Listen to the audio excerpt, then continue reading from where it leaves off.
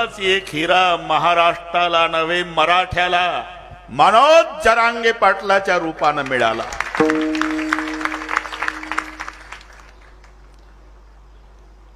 आपण लक्षात घ्या. मी पत्रकार मंडळींनी मुलाखत घेतली तेव्हा तुमच्या आईवडिलाची आठवण येते का नाही जाताना की भेटीला? जरांगे पाटील म्हणले महाराष्ट्रच माझा मायबाप आहे. ही व्यापक भावना लक्षात घ्या.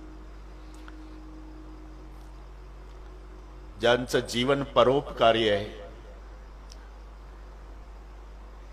मला वाटते हे ईश्वराचीच योजना आहे. मी त्या दिवशी क्लिप मध्ये टाकलं की हे ईश्वरानं महाराष्ट्राला दिलेली देणगी आहे. मनोज जरांगे पाटील. विठ्ठल